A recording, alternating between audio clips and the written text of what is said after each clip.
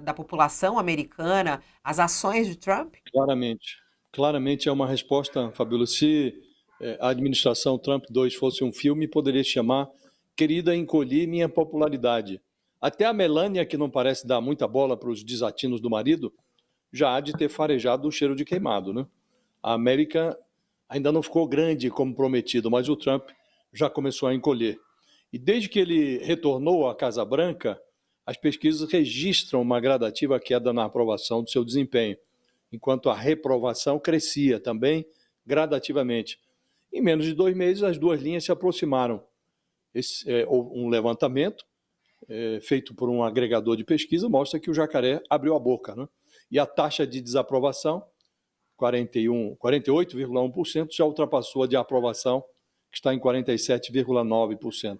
Como você realçou, Fabiola, tudo aqui dentro da margem de erro, né? Mas o movimento impressiona, porque ocorre com menos de 2 meses de governo, né? E não é difícil entender por que está acontecendo isso.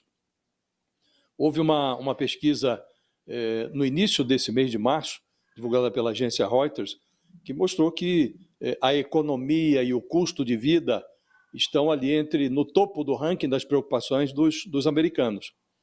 E o Donald Trump está desenvolvendo uma política econômica ruinosa, com esse seu tarifacocídio, tarifando até os vizinhos. Ele está promovendo um movimento que conspira a favor da carestia. E essa pesquisa da Reuters mostrou que 54% desaprovam a, a forma como o Trump está lidando com essa preocupação central do americano com o custo de vida.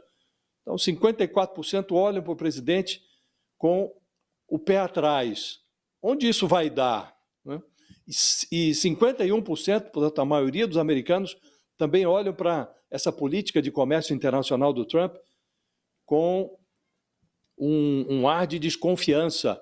Desaprovam também a forma como o Trump está tratando o comércio internacional. Isso era muito previsível, Fabiola, porque o Trump está desenvolvendo uma política que causa problemas aos parceiros comerciais dos Estados Unidos, alguns deles tradicionais, como os vizinhos, Canadá, México, e o outro inimigo figadal dos Estados Unidos nessa área comercial, que é a China. Então, causa problemas aos parceiros comerciais, causa problemas ao mundo como um todo, mas também cria problemas domésticos. E esses problemas, evidentemente, são observados pelos americanos, que suportam no próprio bolso a carestia produzida pela estratégia do Trump. Quando ele impõe tarifas às importações, ele encarece a compra de produtos no exterior. As empresas não podem inventar do dia para a noite uma nova forma de produção, então elas não têm senão a alternativa de repassar para a sua clientela os custos. Algumas estão, inclusive, arcando com as tarifas que o Trump impõe aos países, como a China, por exemplo. Notícia do New York Times, divulgada dias atrás, mostra que empresas americanas que trabalham na base da importação de produtos e de componentes da China estão pagando a sobretaxa de 20% que o Donald Trump impôs aos produtos chineses, e algumas conseguem suportar, reduzir a sua margem de lucro para internalizar esse custo, mas outras não conseguem. E aí passam adiante, passam para o consumidor. E o consumidor americano está vendo onde isso vai dar, Fabiola. Por isso dizíamos dias atrás, e agora fica mais evidente ainda, que está dentro dos Estados Unidos a força que será capaz de deter o Donald Trump, essa insensatez do Trump. Só os Estados Unidos podem deter o Trump. As empresas, os consumidores, a economia real dos Estados Unidos é hoje o principal inimigo do Trump, e esse agregador de pesquisas mostra que o custo em termos de popularidade já começa a aparecer também no painel de controle do Trump. Resta saber até onde ele vai levar a insensatez, Fabiola. Agora, como disse no início, a América não ficou grande ainda, mas o Trump começou a encolher. Então é preciso ver se ele vai reagir a esse encolhimento com uma meia volta ou se vai manter esse ritmo de insensatez. É isso. Não, e é interessante ouvindo você, eu fiquei pensando assim, será que os americanos não têm bom senso nesse sentido, né? E Trump vai ouvir isso? Você tem esperança, Sakamoto? Você que está sempre também de olho ali, de como os americanos se comportam, né? Como é que você vê essa reação? Essa pesquisa é muito interessante, porque ela traz inúmeras pesquisas que foram feitas, né, mostrando aprovação e desaprovação de Trump lá nos Estados Unidos. E ela mostra uma desaprovação maior que uma aprovação. Isso é um alerta ao presidente americano, ou Sakamoto? Então, Fabiola, deveria ser, né? Mas aí vamos tentar destrinchar também a situação, até para o pessoal poder entender o que está acontecendo.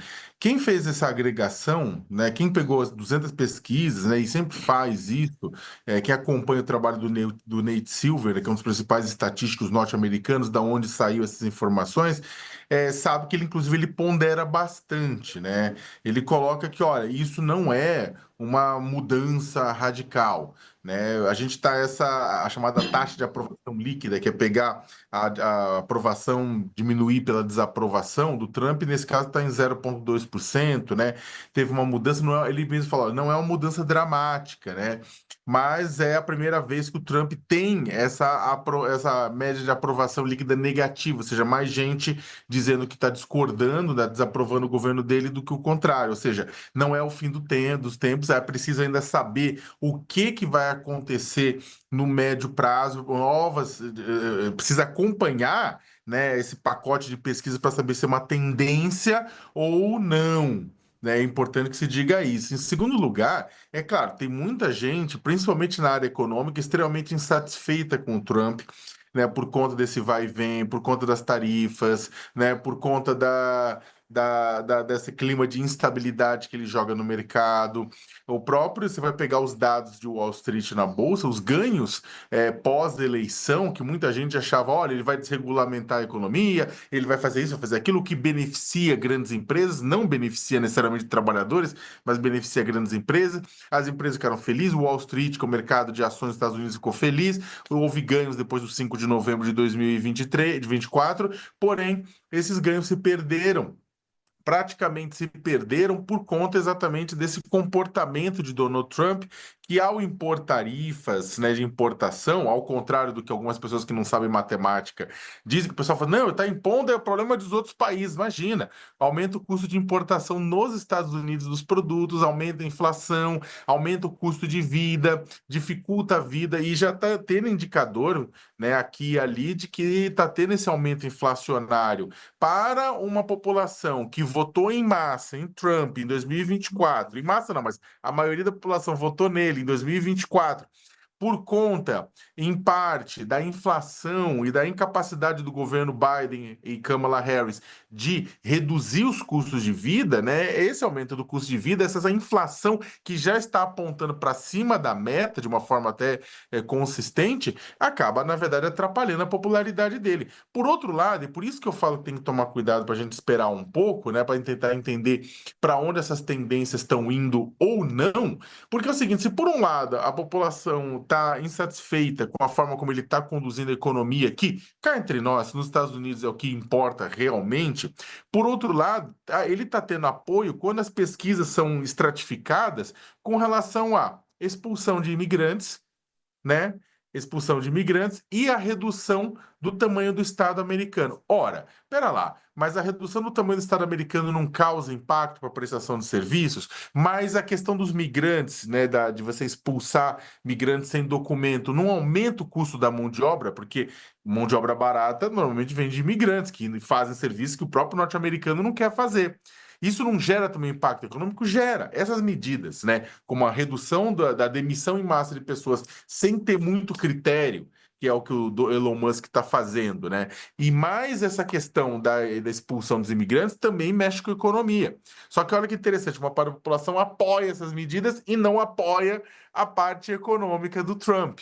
Então é o seguinte, no geral, a gente pode falar que sim, ele está tomando medidas impopulares, não à toa ele falou, olha, pode ter aumento inflacionário, pode ter algum nível de recessão, aí as bolsas pelo mundo caem, aqui a gente sente, dólar sobe, tudo isso mais, né? Porque chega aquele medo do que vai acontecer com a economia americana, que é a grande compradora do mundo, né? A partir do momento que se coloca um monte de barreiras de barreiras tarifárias, quer dizer, de aumento de impostos de importação. Mas, ao mesmo tempo, né, a gente não tem como saber no longo prazo o que vai acontecer. Ele falou: ó, vai acontecer isso. A pergunta Wall Street vai para o pau para cima de Trump, ou seja, a Bolsa de Valores, o capital grosso vai se voltar contra Trump e contra Elon Musk?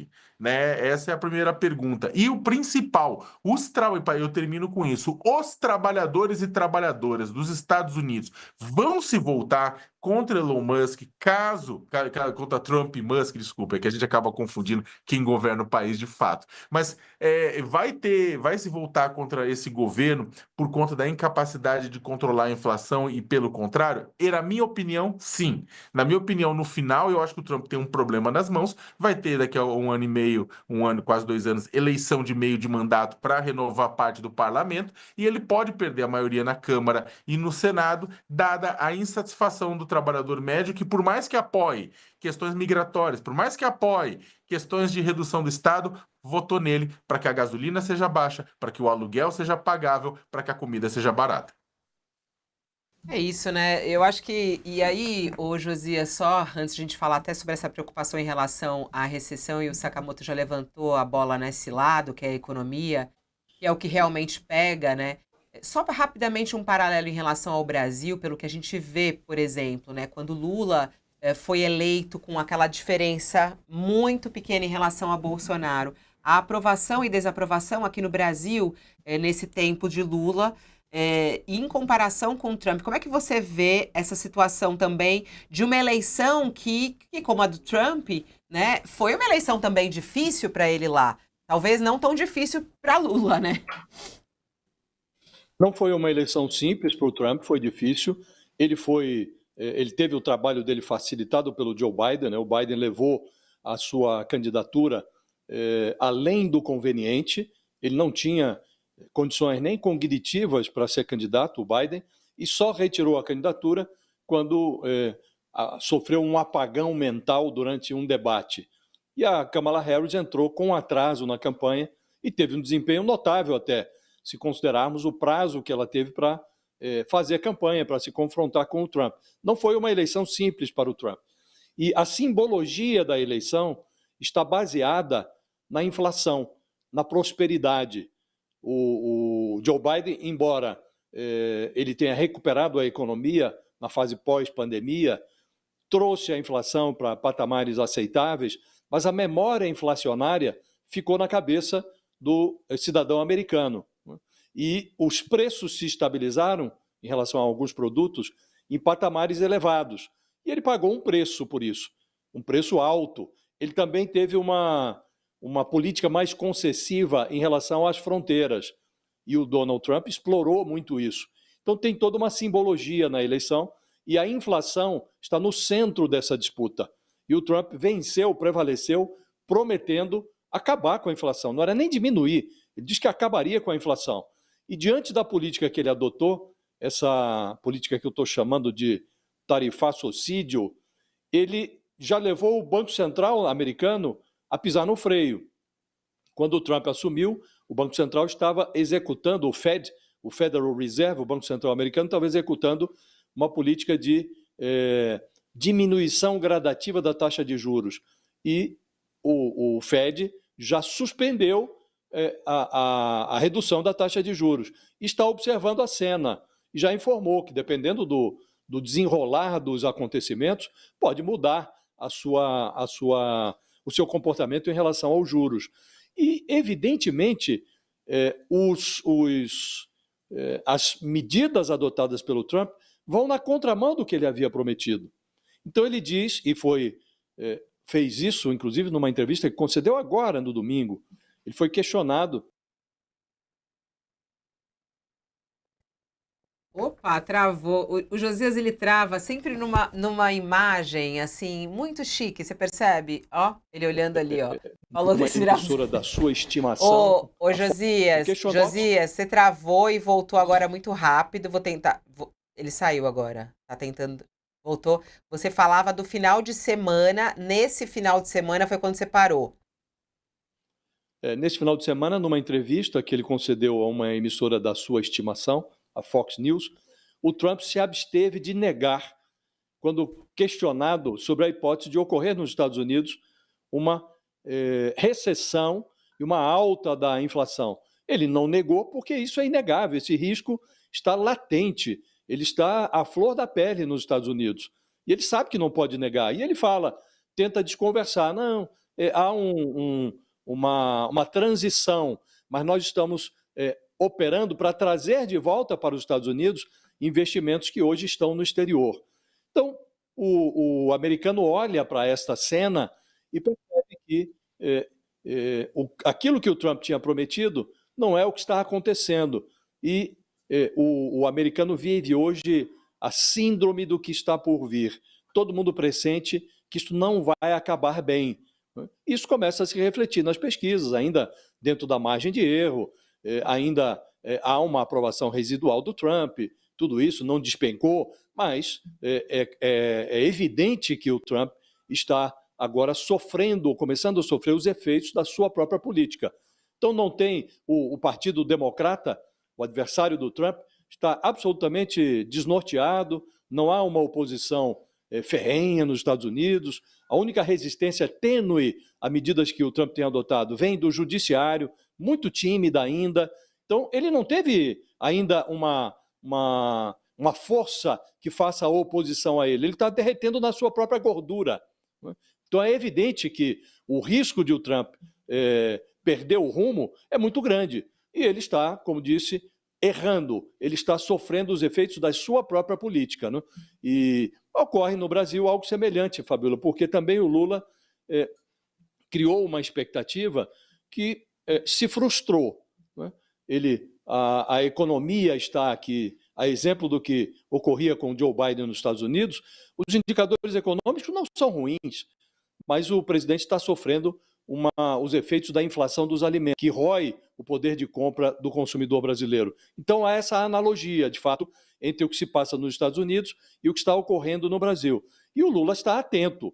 O Lula é um animal político. Ele percebe que o Biden caiu por conta desse efeito retardado da inflação. Então, ele está aqui ralando para tentar trazer os preços para patamares mais aceitáveis, mas não está sendo bem sucedido. Né?